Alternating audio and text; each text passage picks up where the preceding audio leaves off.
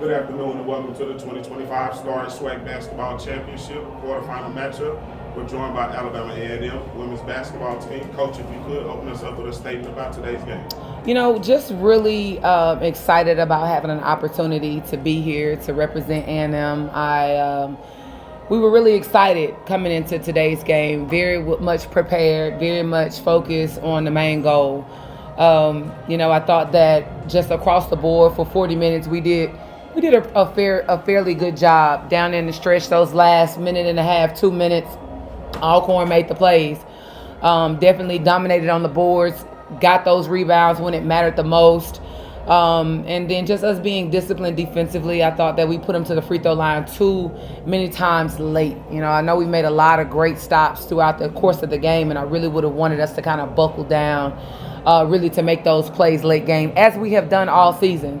But again, just having a brand new team here on this stage was something that I thought that it was different. It was new to a lot of our young women. But kudos and hats off to Coach Kilbert, a GOAT in this conference. He's been coaching in this conference since I've been playing basketball, so he knows how to get it done. And so, great job to Alcorn. This time we'll open the floor for questions. How you doing, Coach? Roger Gavin at the Raw Team Media. Good to see you from the SWAC Red Carpet Media Day all the way here to the actual tournament. So, your team, the philosophy that you all instilled in them, they fought hard. Some of the calls were questionable. However, you had to play through it. Say it to your team in timeout just to get them to rally back, come back, get a lead. What was going on in that measure? I think we just talked about it. I said, everybody's going to play their best basketball game here. That's really something that we were prepared for. But just trying to get them to kind of embrace the moment, to understand that we just need to calm down, play our game. We made runs, but we didn't respond to the runs the way that we should have when they were able to come right back to answer with the run. So just trying to keep them composed, but they do a really good job of really trying to stay poised in a lot of moments. LA does a really good job of that for sure. I mean, she doesn't even know. Like, a lot of times I kind of look at her and she's like, I'm good, I'm okay. And so that has helped carry the staff, helped carried us. But she also does a good job as far as, talking with our other players. But, just telling even Alicia, we got to come up with that rebound. We got to make that play. We got to, make something happen defensively. And so we talked about that. And again, I thought that we played that in those moments in spurts. But Alcorn responded right behind every time that we kind of got that little edge that we needed. One of the things that I wrote down in my journal, your mid-range game, it's kind of a lost art today, but you all take advantage of that, swift passing on the inside. Any one of the players want to talk about some of the passes that you made on the inside and just making sure that points in the paint is there and keeps you in the game? Obviously, we weren't really knocking down threes, so when you're not knocking down threes, you kind of have to pivot and go to what's working. And I mean, inside the arc was working for us the best today, so I mean, you got to keep going to what's working. Yeah, just to go off LA, our threes weren't getting knocked down, so coach was like, we have to drive, attack. Every time we attack, we had something. We got what we wanted. LA's she has a great mid-range shot, and so in those big moments, she was knocking them down. So just knowing that if the three ball's not open, we got to find a way to score. That's what we tried to do. My bad, Alicia. Coach, I know it's a tough loss, and I saw you went straight over to Kayla Walker and, embraced her and everything. What were some of the things you were telling her? Because clearly fouling out the way she did at the end and missing the shot, I know she had to be feeling all sorts of emotions. So what did you share with her during those moments? Honestly, I told her that's uncharacteristic of her. That's not who she is.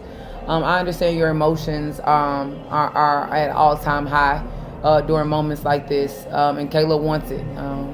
Thank God she has another year of eligibility left. But she really and truly wants it. And but I didn't want her, I wanted her to walk her out with her head held high. We talked about just all of the great things that we've accomplished this season. This one game doesn't identify the things that we were able to do this year. And I wanted her in that moment. Yeah, it's tough, but you got to congratulate teams when you get your butt beat. I mean, that just is what it is. And we just got beat. And so I just had to try to get her to get her composure and tell Alcorn thank you. And what I do like about them, and I will give them their credit no matter what the game looked like, you know, they all told Kayla, you know, you played a hell of a game. Hold your head up. You did a wonderful job. So, you know, that spoke volume to me for their character also in that moment. Looking at your three-point game on the stat sheet, 1 for 14 today. I'm not sure. There's been another game where the stat has been that low. I know it's a day where the shots just weren't clicking, but do you feel like because that wasn't happening, y'all probably need to go more to the mid-range game? Well, you know, we didn't honestly, because we were kind of like out of sync where we practiced at and stuff. We kind of been all over. We talked about it yesterday. We got shots up yesterday for like 15, 20 minutes. But we haven't really had a lot of time to focus on shooting. You do know when you step up in playing in tournaments, in your conference tournament, you got to hit shots. That's just that it is what it is. You're on the road. You don't get that practice time to be in here to really and truly get a feel of the rim of the court, the depth perception. And so we got shots up last night. I mean yesterday, but I definitely hadn't seen us go 1 for 14 this season. Maybe 1 or 2 games, but we were able to still be able to get downhill and attack the basket.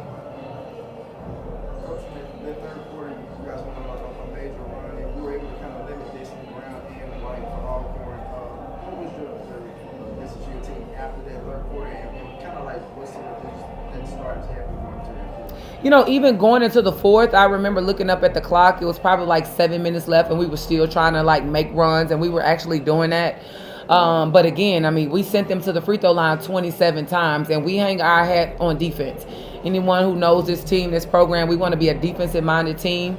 So anytime a team gets an opportunity to shoot 27 free throws, and you don't do what you're supposed to do to take care of the basketball, I mean, you look at it. I mean, we forced 26 turnovers. 26 turnovers.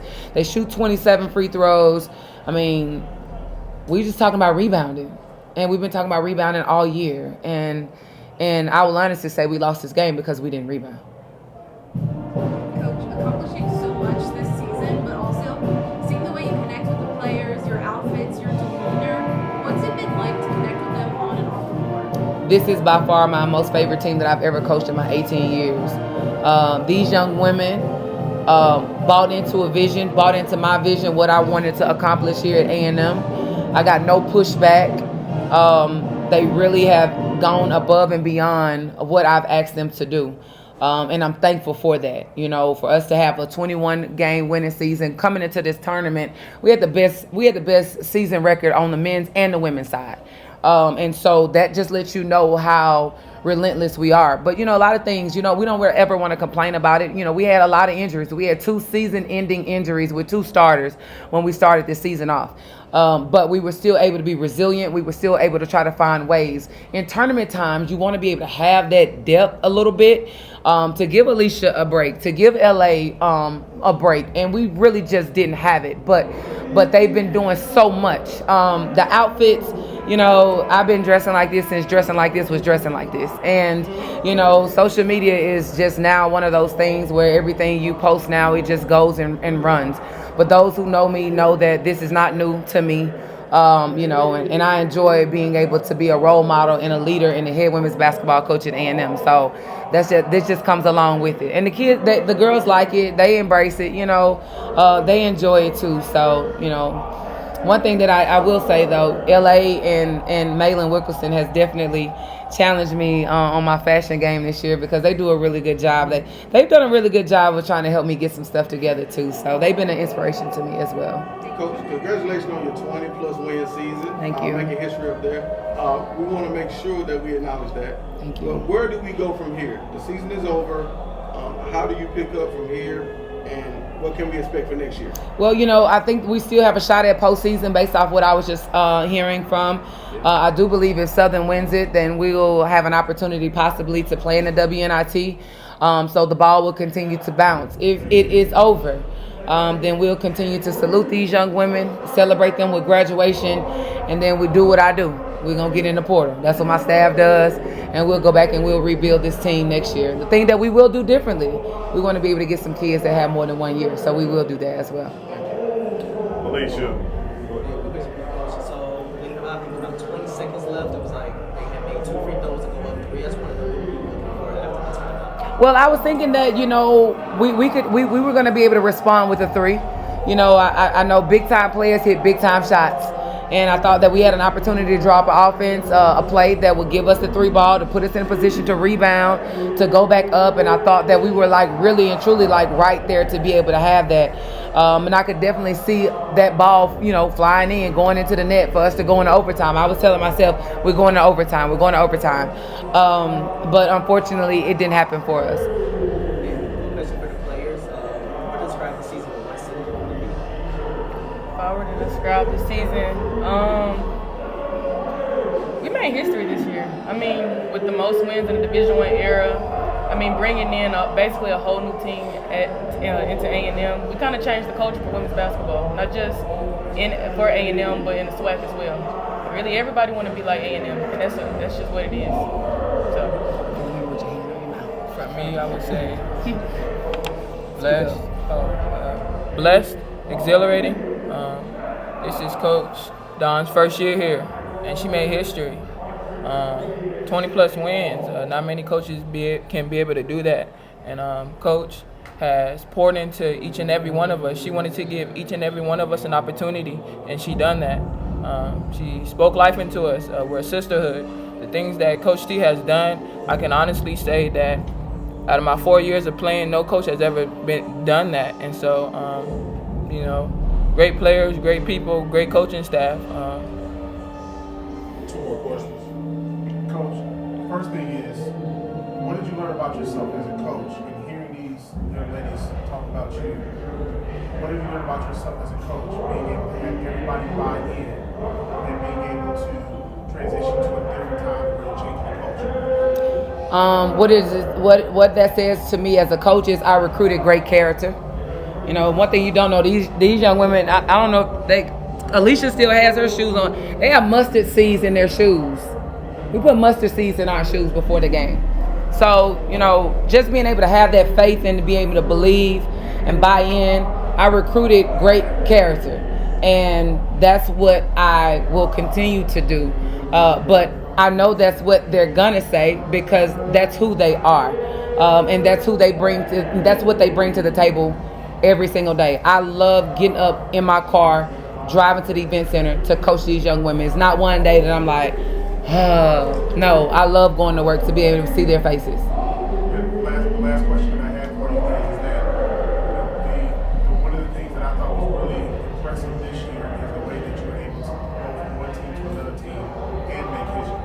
You got a lot of teaching and making history.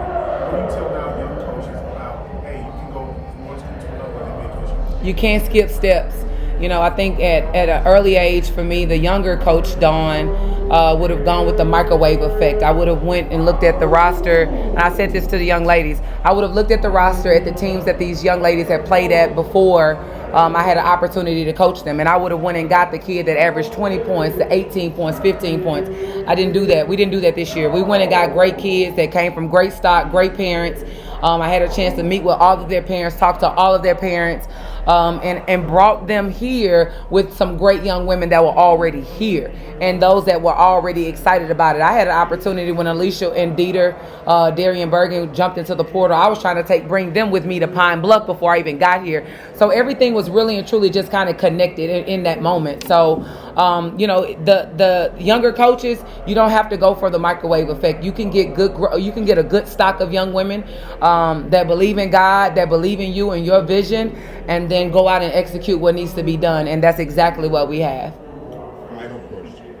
Question for Alicia. Of course, you're one of the seniors who stayed through this program, through the coaching changes. How much do you feel that this program has been elevated from when you first stepped on the hill to now, wrapping up your career as an all-SWAC performer? Great question.